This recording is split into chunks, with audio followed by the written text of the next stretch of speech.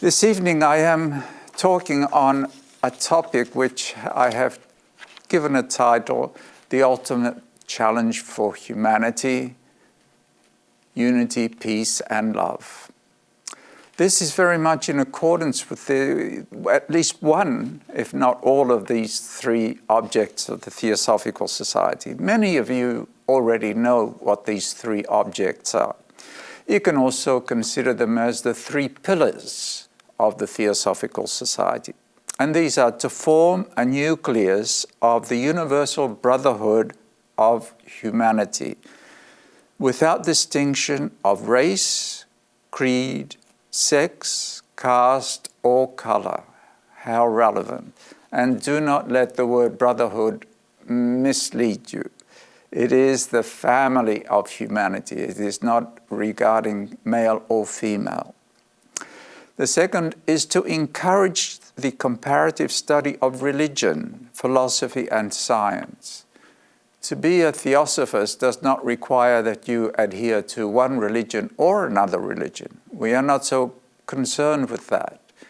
We are concerned with the ultimate realization of truth. There is no religion higher than truth, and therefore we are seekers of truth.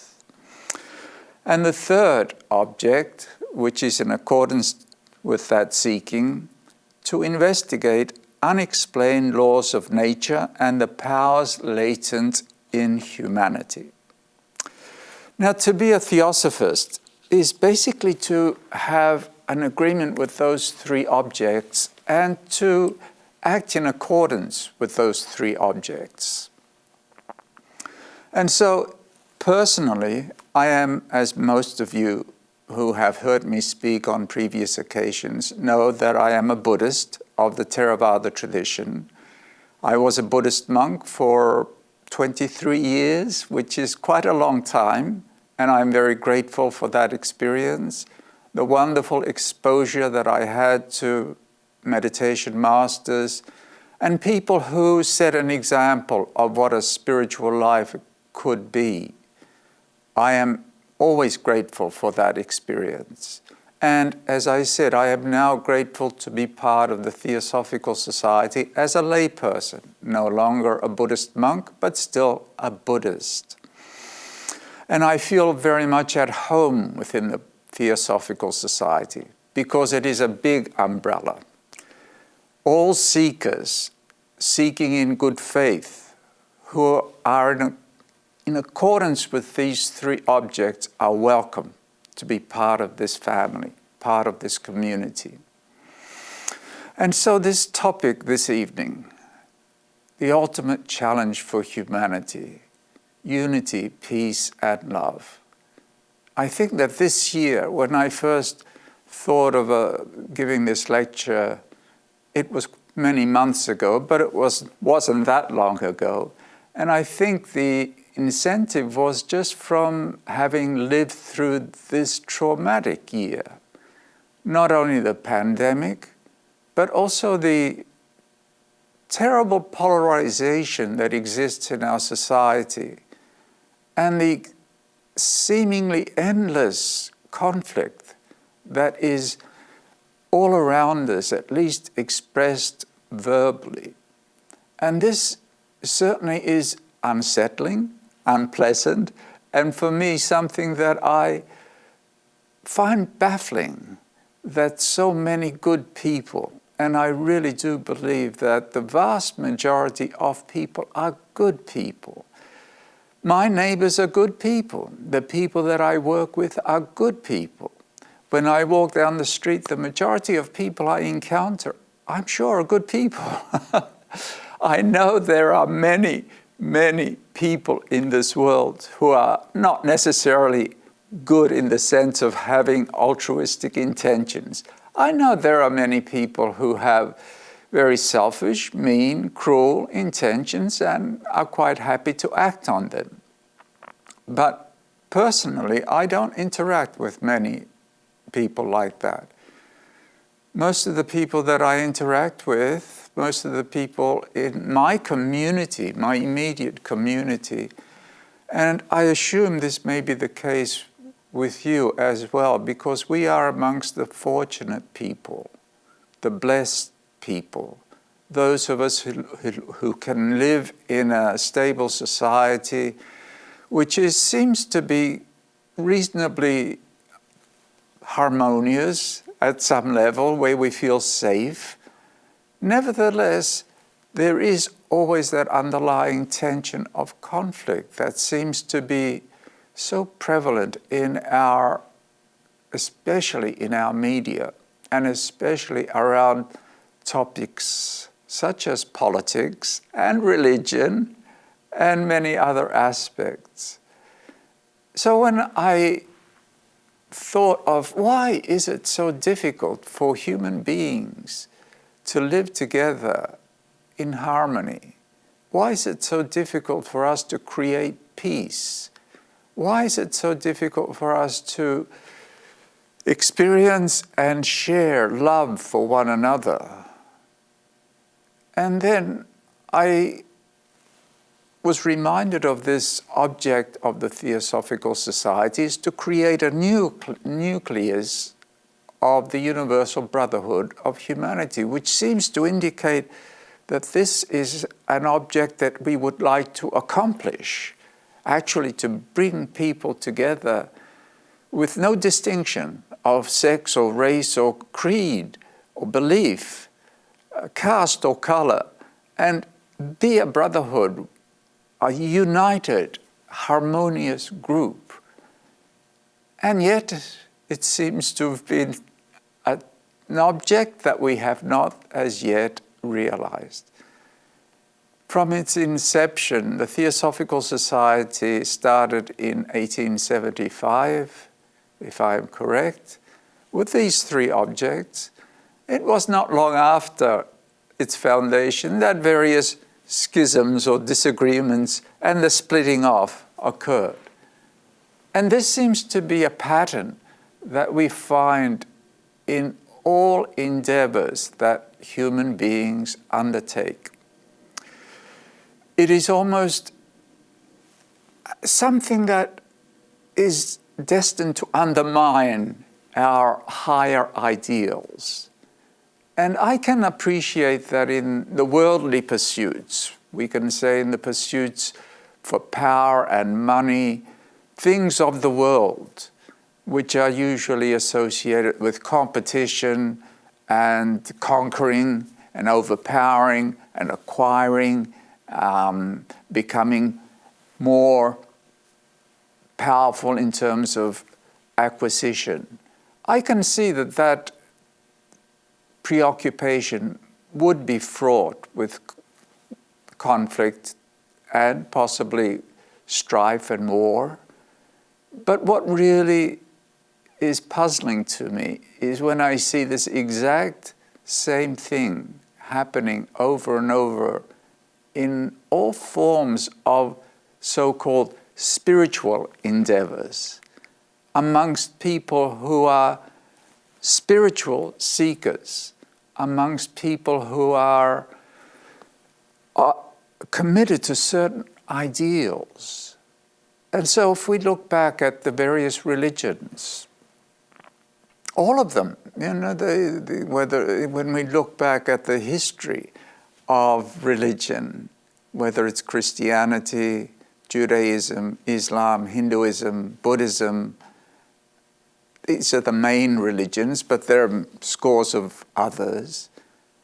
We will inevitably see that there is this initial high ideal and then the inevitable fragmentation that takes place in these groups of seekers and aspirants. And it is quite disheartening. In actual fact, if we look at the many world religions and their histories, we could become quite disenchanted with the value of religion at all, because it has brought so much conflict, so many wars, so much fighting, so much cruelty, so much killing in the name of religion, in the name of the so-called high ideals. And that is a sad, sad story. I find that very disheartening. And I do see it as a challenge for us to overcome. As I said, I'm a Buddhist, and so I know more about Buddhism than the other religions, obviously.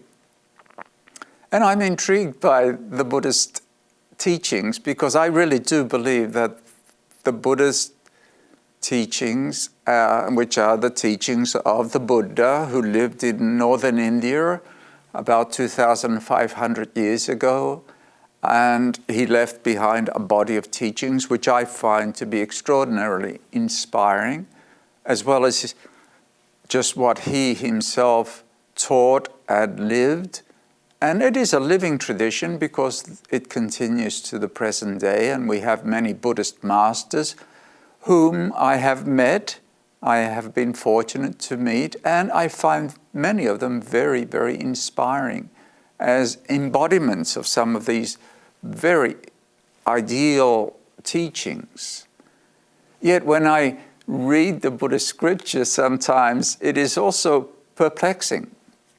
You know, the Buddha is enlightened and he's teaching, he's a monk, a Buddhist, he was an ascetic and a renunciant, lived an ascetic life. He became enlightened and then he started teaching.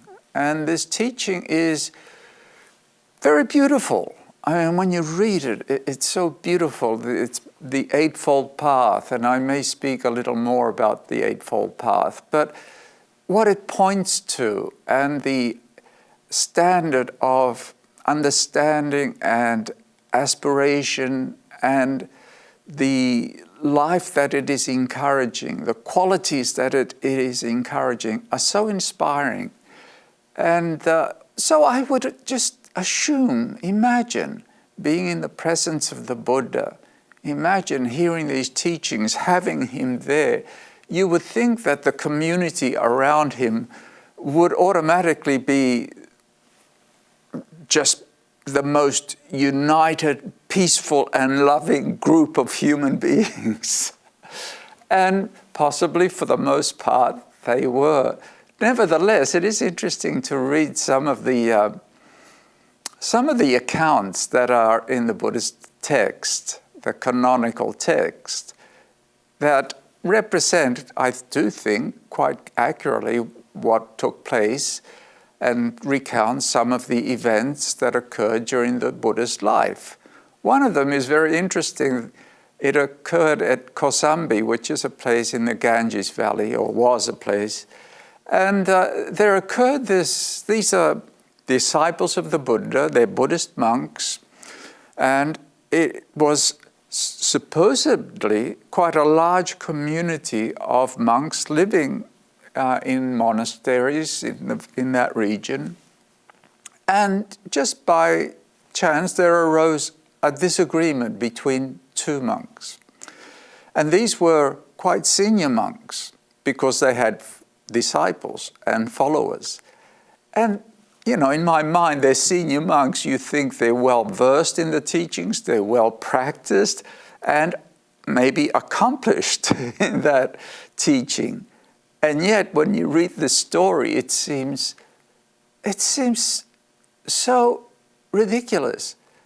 There was a slight disagreement between these two monks regarding a very small matter of discipline, or whether a particular event was wrong against the discipline or whether it was right. A trivial thing, etiquette, something to do with etiquette. I won't go into the details, but it was trivial. But it led to some misunderstanding, and that misunderstanding grew into some disagreement, and then an all-out conflict, where one accused the other of misrepresentation, the other retaliated by calling the other one a liar, and they had their followers, and they encouraged their followers, of course, to support them, each one, in accordance with their interpretation of this situation. And this blew out of proportion, apparently, as it's recorded in the scriptures, whereby this group of two groups of monks could not live together any longer. And the story is that there arose this schism of, as it says, striking against each other with words of dislike, criticism, abuse. It wasn't a physical conflict, but certainly a lot of, say, backbiting, and I would probably say a lot of angry words being thrown around. Fortunately, in those days, they didn't have the internet, and so it was just limited to who was in that particular area that could be involved in this conflict, verbal conflict.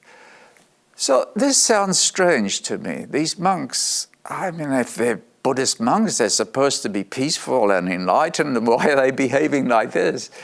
And but that's not the end of it.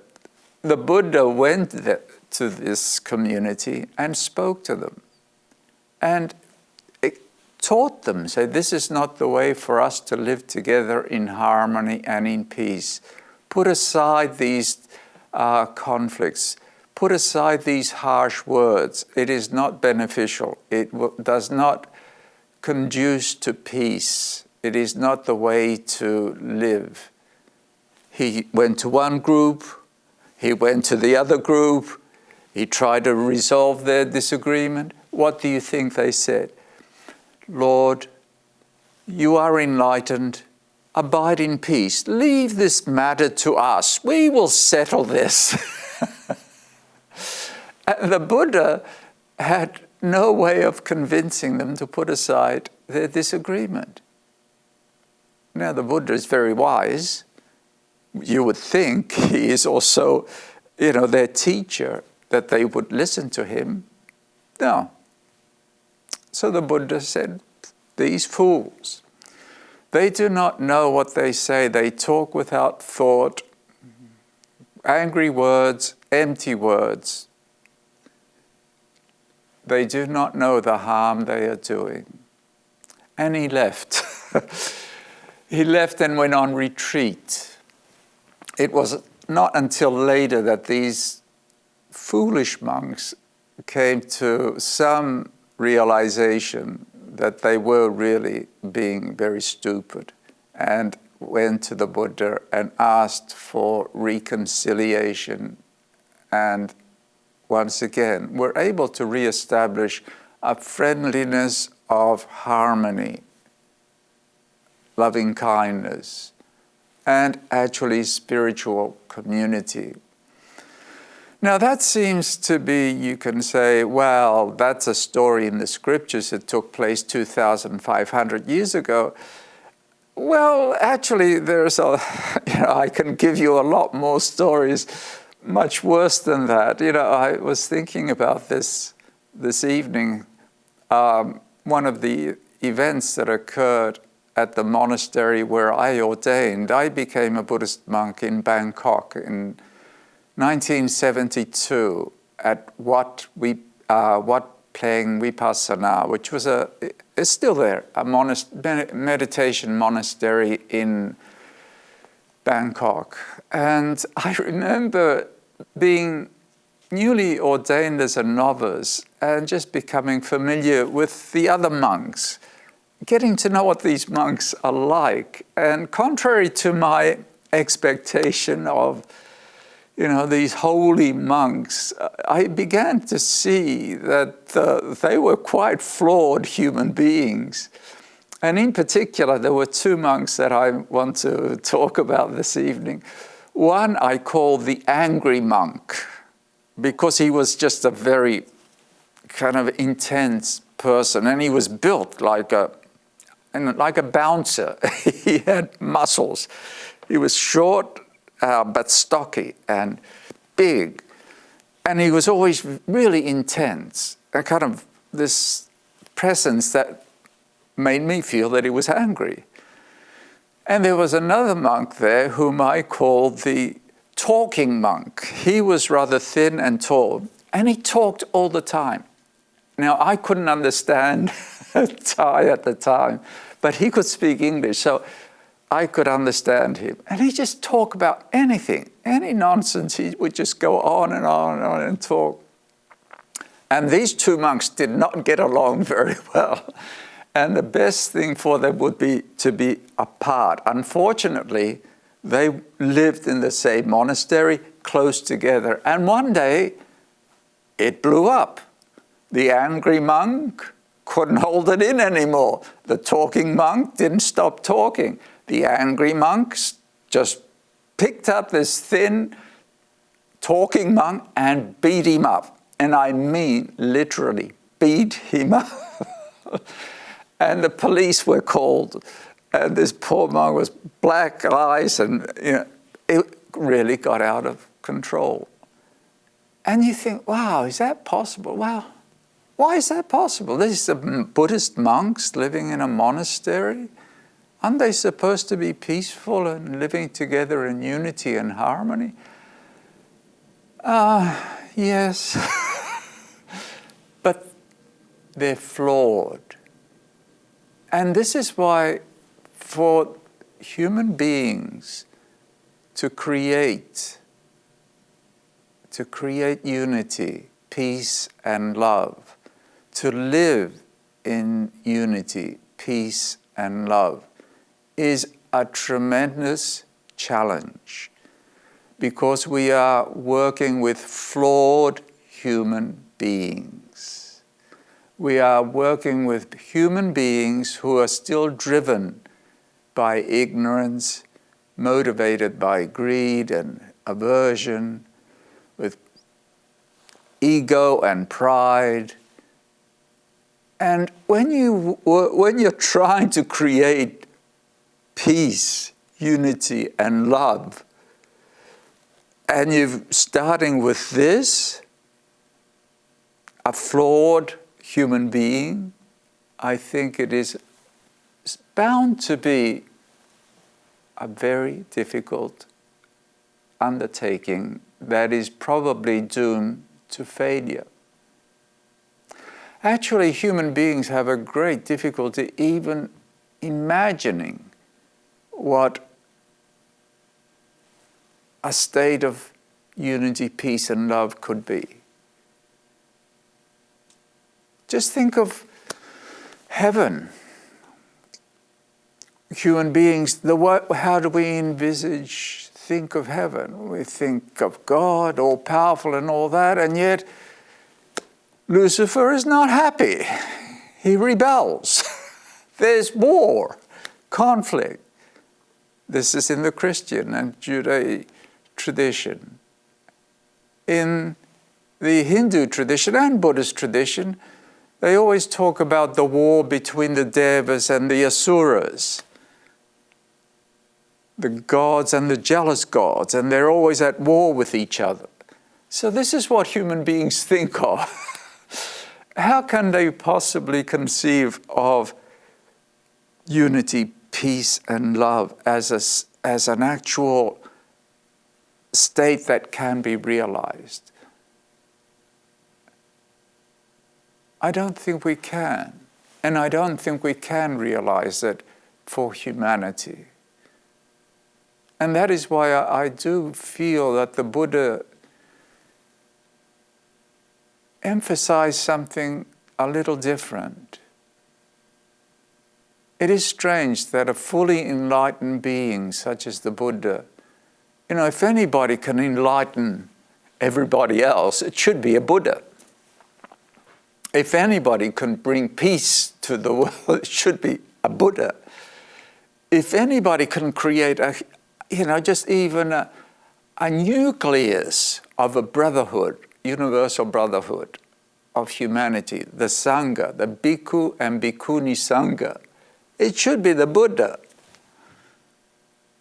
And yet, even the Buddha was not able to do those things. He certainly did not abandon the effort of trying to create the conditions that are conducive to the evolution of that community. But he did not make that the focal point of his teaching. What he did was to address the root problem, the flawed human being. The root problem is in the heart and mind of the human being. So the Buddha's teaching, rather than primarily focusing out there, trying to make the world and society perfect, he did put a lot of effort in trying to give guidance, in trying to encourage the evolution of that which is conducive to harmony and well-being. But the focus of his teaching, he knew where the root problem that had to be solved was, and that was pointing straight in to the individual heart and mind. The root problem is in the mind that is not yet peaceful, pure, and full of love. There's a very interesting story in the scriptures again about the Buddha's life. On one occasion, the Buddha, he quite often, he traveled everywhere on foot, and he traveled all over the Ganges Valley, teaching various people who were interested. But often he would spend time alone in the forest and jungles, as was the custom of the Buddhist ascetic monks and other ascetics of the time. On this occasion, the Buddha spent the night in this forest, and it must have been in the months of December or January, something like that, because it was the cold season in the northern India, in the Ganges Valley. And he spent the night there, and in the early morning, Buddhist monks don't, have very little. He had his robes and his alms bowl, and he slept on the ground. And in the morning, he was sitting meditation, cross-legged, and it must have been close to a trail, because villagers and merchants would travel from village to village on these trails, and it must have been where the Buddha was sitting, must have been close to one of these trails, because in the early morning a merchant came by and saw the Buddha sitting there, and he went to pay homage, because it was the custom. A spiritual seeker, a religious mendicant, we pay homage to him. And the merchant said to the Buddha, "Venerable Sir, did you spend a pleasant night here?" And the Buddha replied, "Well, if anybody can say that they spent a pleasant night, I am one such person. I am a person who spent a pleasant night here." And the merchant said, "But Venerable Sir, how can you have spent a comfortable, pleasant night? You're laying on the ground. It's kind of, there are only a few leaves on the ground. It's hard. These are the cold months of the year. Your robes are thin and patched, and it would hardly seem that it would be a very pleasant night." And the Buddha replied, "Well, merchant, imagine there is a person of wealth, such as yourself, who lives in a castle, who lives and sleeps in a bedroom on grand bed with pillows and blankets, and is guarded on and is looked after in every way. If that wealthy merchant with all of that physical comfort is laying on his bed at night, and his mind is afflicted by fear, do you think he would sleep well?" "No, Venerable Sir." "Well, what about if his mind was afflicted by anger and resentment? Do you think he would sleep well?" No, Venerable Sir. Well, what about if his mind was afflicted by remorse and guilt? No, he wouldn't be able to sleep. What about if his mind was afflicted by desire and lust and wanting? Would he sleep well? No, Venerable Sir. Then, merchant, know this. Greed, hatred, and delusion have been cut off at the root, have been abandoned. Therefore, I sleep, or I spend a pleasant night here on the ground. And this is a very telling story, because throughout the Buddha's teachings, he pointed to this as the goal of the spiritual life. Turning the attention inwards, the root of all problems, the root of all conflict, the root of all wars, the root of all the problems that humanity experiences and individuals experience are greed, hatred, and illusion. Blinded by ignorance, led by craving, we put out the causes for conflict, the causes for war. We act and live in ways that generate those states. And as long as the mind is flawed in this way, I do not think there is any chance for human beings to create peace, unity, and love.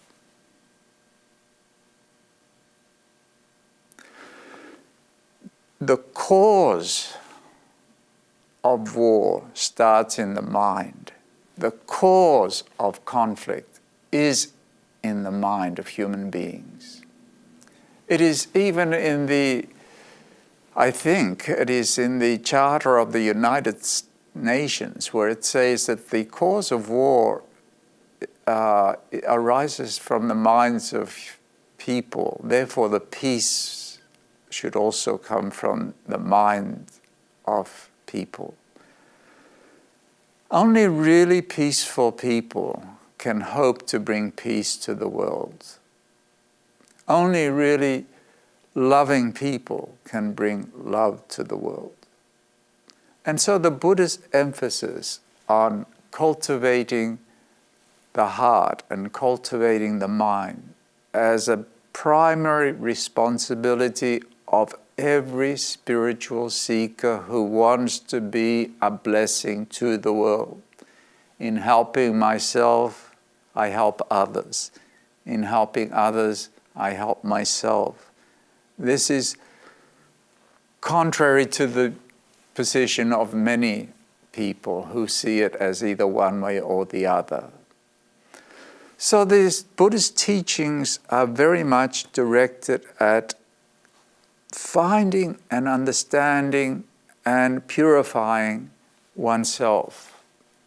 Finding means turning the attention inwards to actually start to know oneself, to actually start to see what one is thinking and feeling, and then how one is acting and speaking and relating, and what one is creating as we interact with the world around us.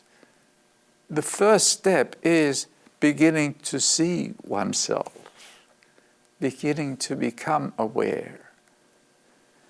And so those of us who have been fortunate, you see, there are many of us now, I think, who have been blessed with having heard teachings, having been inspired. We actually do have a large number of human beings. I don't know if it's the majority or not the majority. I don't really know. But there is a large number of human beings who actually appreciate these ideals of unity, peace, and love. I mean, that is a wonderful, just to appreciate that as an ideal, to aspire to. It hasn't always been the case. And amongst a great many people, it's still not the case. I know that in this world there are many, many people who have not the slightest interest in unity, peace and love. They don't think that that's the purpose of their lives. And please do not romanticize nature. Do not romanticize the jungle. Do not romanticize the more primitive or the much earlier, simpler communities, societies, tribes, people.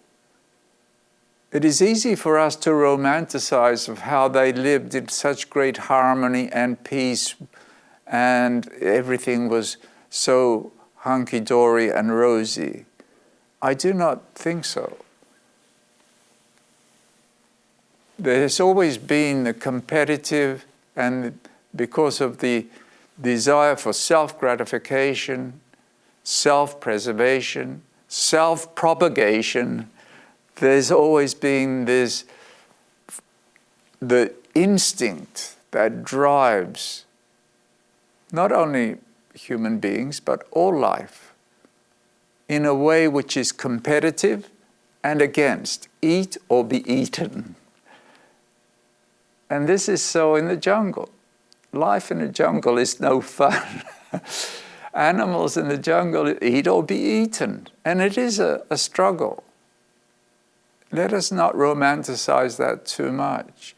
I do feel that as human beings we have gradually evolved, come out of the jungle in many ways, and many of us have been educated by some of these spiritual teachers that we have encountered. I find myself blessed just to have, one, come across Buddhism, the ideals of Buddhism. Before I came across Buddhism, I had never even imagined, it was never even a thought that a human being could actually be free of greed, hatred and delusion. I just assumed that greed and hatred were part and parcel of the human being. That's what I am. It's my nature. That's the Buddhists, yes, that nature, that is part of nature. Greed, hatred and ignorance. Selfishness is part of nature. Cruelty is part of nature. To kill, to murder, to rape, to do everything nasty is part of nature. Nature allows that, but it is not the best of nature. And so these spiritual teachers point us to something that is better, a possibility of something that is better. That it is possible for us to come out of the jungle, to grow out of just living by instinct, to grow out of the self-obsessed, just self-gratification, preservation, propagation, into a more enlightened human being whose world and life is so much more. And that is what somebody like the Buddha personified. And the teachers whom I met, my teacher, Venerable Ajahn Chah, to me personified that. Someone who could be so at peace and so loving and so at ease with life. Not cold like a stone. The Buddha was not cold and dead like a stone, although some people will say that a stone is not dead, fine. But interact with the world in a way which is really coming from loving kindness, compassion, joy, and a sense of tremendous peace. And these, we say, are the attributes of the enlightened being. We call them the Brahma Viharas, or the divine abodes, the divine emotions, if you want, altruistic emotions, loving kindness towards all beings, compassion, and this natural reflex to try and relieve the suffering of others, experiencing joy at the joy and happiness of others, and the peace that is natural to the mind that is awake and enlightened. So the Buddha focused his teaching to encourage each individual to do the work, to address the root cause of the problem. And this, he said, is a path of training that needs to be cultivated. And it's called the eightfold path. The very first of the eightfold path is called right view, right understanding. And it is very, very enlightening to be exposed to such a teaching, because depending on what we understand, what values we have, depending on our views and attitudes, will determine our intentions and our aspirations, which then in turn will condition our speech and action and how we go about life. So the right view that the Buddha greatly encouraged, the first thing is to recognize that greed, hatred, and delusion are actually a problem. That acting on greed and hatred is not the path to happiness, is not the path to fulfillment, neither for oneself nor for others. That we can, the view that we can somehow achieve happiness and fulfillment by taking advantage of others, by exploiting, by hurting, by cheating, by lying, by creating disruption. If the way we live is contributing to conflict, strife, and war, we cannot achieve peace or happiness. And this is a rather radical view, actually, because most of us think in this polarized way. It's either my happiness or their happiness. For me to be happy, they can't be happy. And that is how much of our society is based, much of our attitude and the way our societies are structured. It's set up to be competitive, us against them. And this is another beautiful aspect of the Theosophical teachings, that the oneness of life, which I think is another way of expressing the Buddhist feeling of, in helping myself, I help others.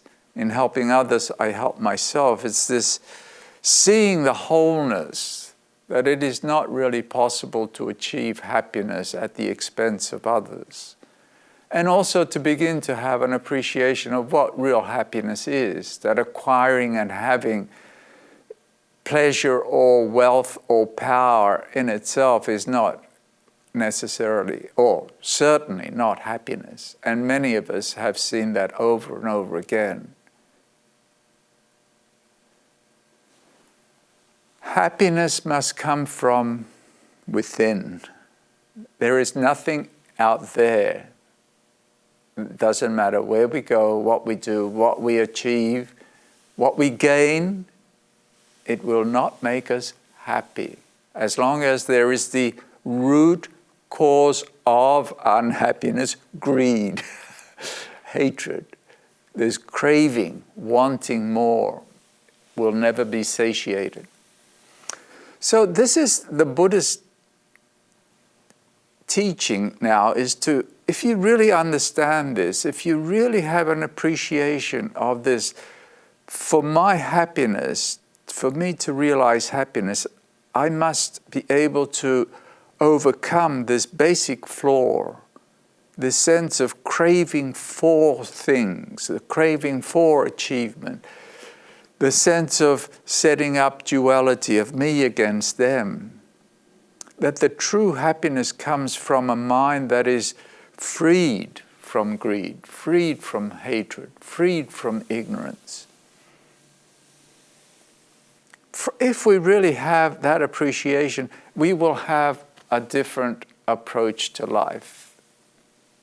Our values change. Our intentions change. Our aspirations change. So the Buddha said, from right view arises right intention, and he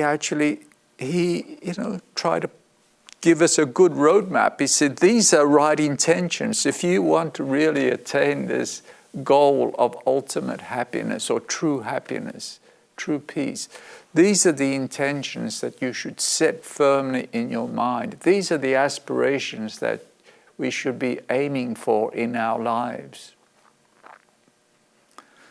Renunciation,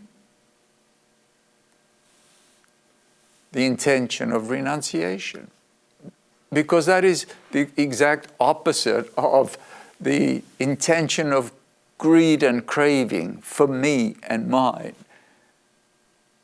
That obsession with me and mine, self-gratification, self-preservation, learning to share, learning to give, learning to put aside, learning to say enough, learning to say, well, I've actually got a lot here, thank you, and appreciate it. Learning to share with others. So this ability to open the heart and share with others in every way. And in Buddhist countries, this is one of the most beautiful qualities that is so evident. How generous Buddhist people are. They may not be virtuous in many other ways, but they are very generous, just because this teaching is so ingrained. So the intention to actually be a person with an open heart, willing to share with others, not just for me, but for others as well. My happiness, their happiness, my happiness. The second right intention is the intention of goodwill, loving kindness, rather than anger, irritation, hatred, goodwill, friendliness, loving kindness, that this is something we can generate within us, the attitude of goodwill and loving kindness towards all beings. At least start off with somebody close by, your own family maybe. And I'll talk a bit more about that towards the end. And the third intention is the intention to live a harmless life, to do no harm, or as little harm as possible, to tread very lightly on this planet.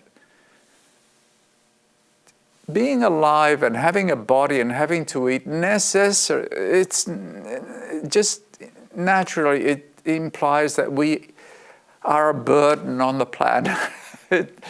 We consume. But the intention is to create as the least harm as possible and to try and relieve suffering wherever possible. So if we really start to see that it is really our aim to achieve happiness and to eradicate these root causes that create conflict, greed, hatred, and delusion, we must establish these new intentions. Intention of renunciation, intention of loving kindness, and intention of harmlessness, not hurting in any way. And once we establish those intentions, we must carry through with them in the way we act and speak. And speech is one of the very, very important ones. And this is where often people fail, like those Buddhist monks in the time of the Buddha. I'm sure they knew they had right view, supposedly, and right intention, but then they didn't act on it. They started to speak in ways that were very disruptive. And so right speech is very important if to really put some effort into cultivating speech that is conducive to peace, to harmony, to unity, speech that reflects our intentions of goodwill and loving kindness. And the Buddha did, he was quite explicit. Right speech is not only being truthful, yes, honesty, truthfulness is imperative. It is critical. It is fundamental.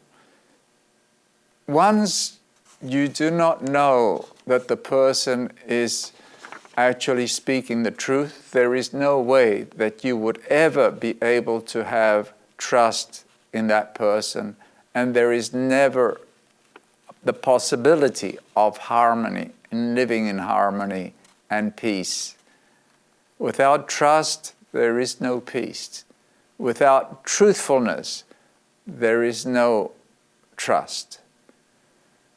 Being committed to speaking the truth is a very fundamental cause for the arising of unity and harmony in a group. Without it, there is no hope for it. So I cannot stress the importance of speaking honestly, truthfully, at the right time, at the right place, in the right way, out of loving kindness, in a way that is beneficial.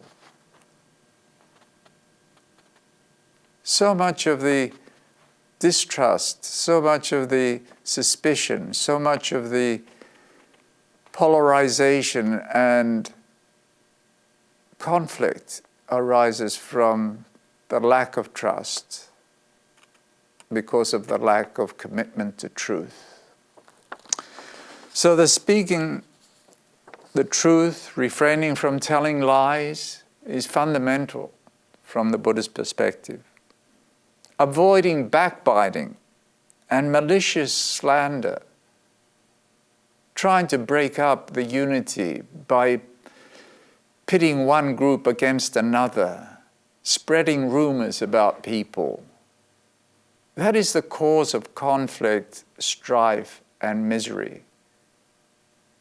It should be our intention to speak not only the truth, but speak in a way which helps to resolve conflict and disagreements, finds ways of bringing people together, trying to reinforce the sense of unity, belonging to the one family, the one group, humanity, rather than relishing the gossiping, backbiting that creates schisms, fights, mistrust.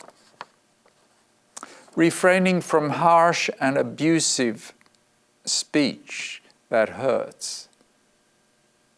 So much of the, even comedy, so much of language these days is around that. Refraining from idle chatter that just clutters the wavelengths, just clutters everybody's minds. Today, media, television, internet, radio, papers, everything, and it's just so much chatter, and that's why there is so much confusion. Right speech is so fundamental to creating harmony that I personally, feel that we should all be very, very committed to training ourselves. The Buddha went on, and tonight I will be running out of time, but the Buddha went on and spoke about right action, how to refrain from acting in ways that disrupt and cause conflict and cause suffering and cause, let's say, misery. Killing, stealing, adultery, lying, and taking drugs and variety of things that make us more stupid than we already are. Now, these are guidelines as to the the Buddha encouraged in terms of how to act in the world with regards to the way we live our lives. Earning a living is important. To try and earn a living, a livelihood, by means that are not exploitive of others. To act with our bodies in ways which are not hurtful and hurting others. To speak in ways which are conducive to harmony, conducive to unity, conducive to peace. So we have the right understanding, we have the right intention, we have this right, speech and right action and right livelihood. So why doesn't it happen? Because we have to be mindful. We have to be present and awake and know what we are doing, what we are saying, how we are relating. There is a great deal of interest these days in the practice of mindfulness. And mindfulness is a word that is English, obviously. The Buddhist term for mindfulness is rather special, though. He called it, the Buddha termed it samma sati, right mindfulness. And this is very important point, exactly what the Buddha is talking about when he says mindfulness. He's not talking about just alertness or just being awake or just being present. He's actually relating that state of being awake and mindful to those other factors that we've spoken about. Right view. So that mindfulness is intelligent, has an understanding that is correct.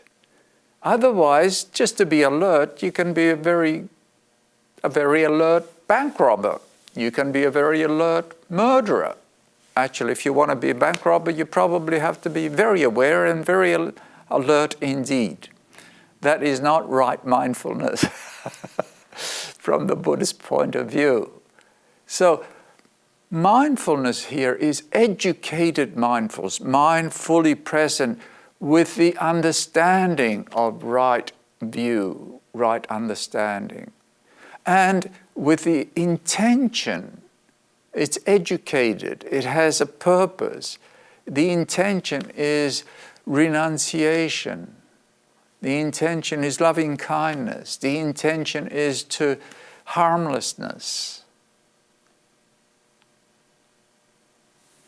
And to act on that. So my mindfulness is to make sure that I speak truthfully, to make sure that I speak in a way which is conducive to harmony, to make sure that I speak kindly and gently, to make sure that I speak at the right time and with things that are of some consequence and not just babble on non-stop.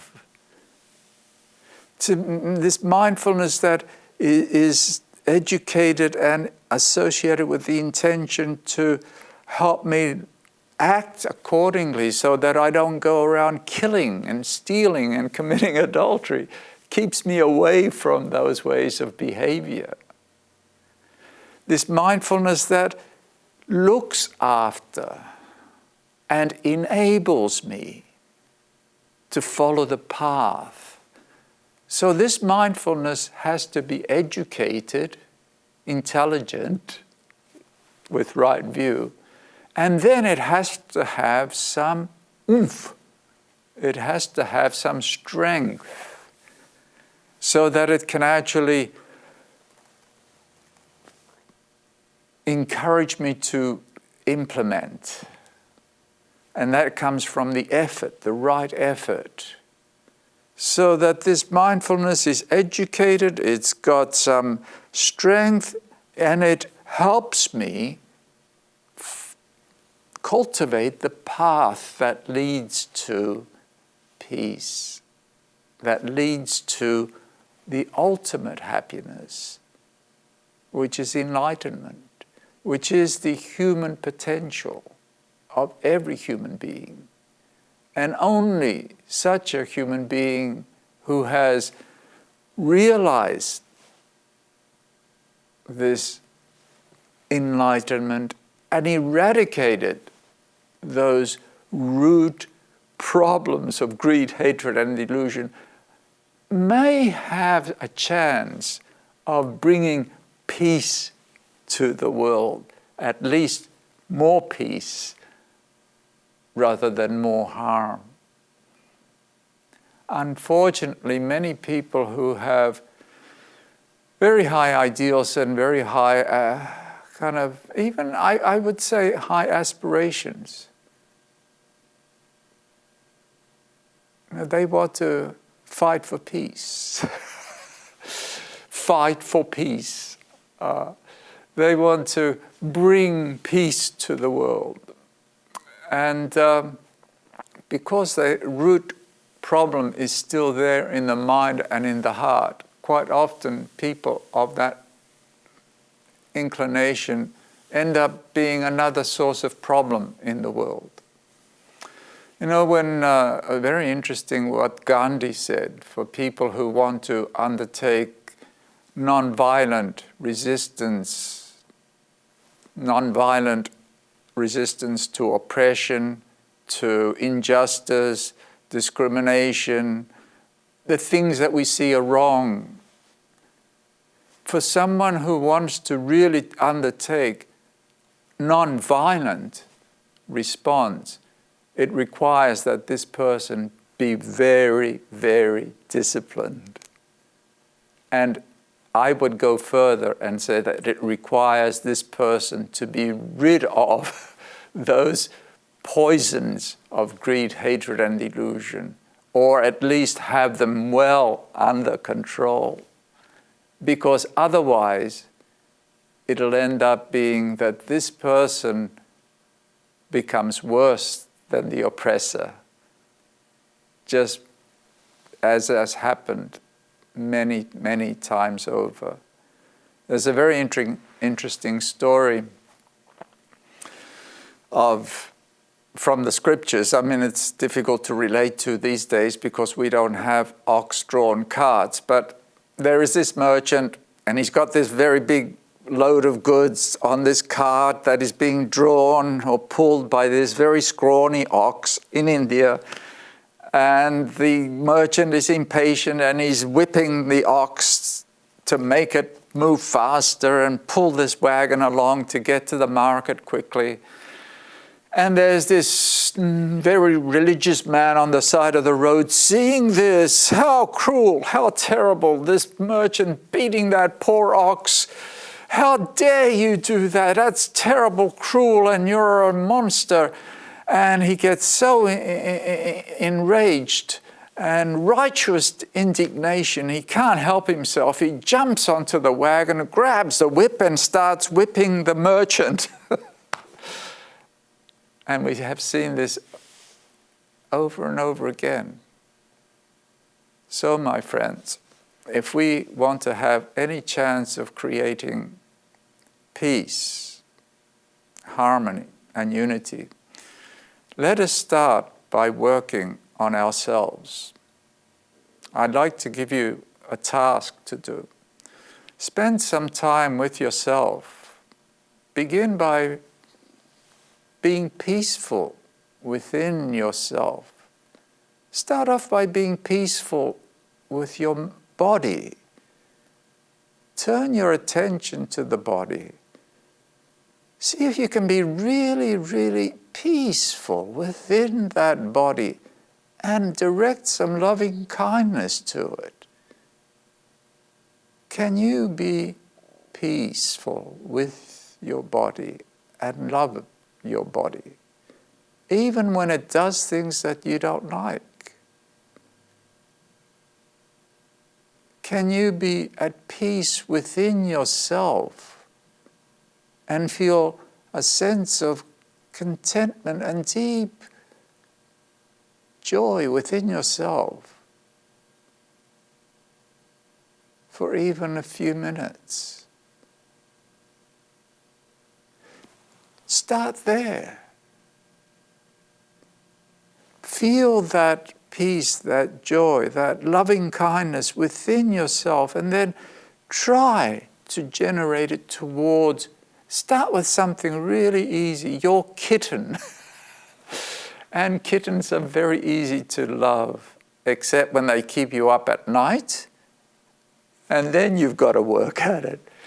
See if you can generate that feeling towards your family, your husband, your wife.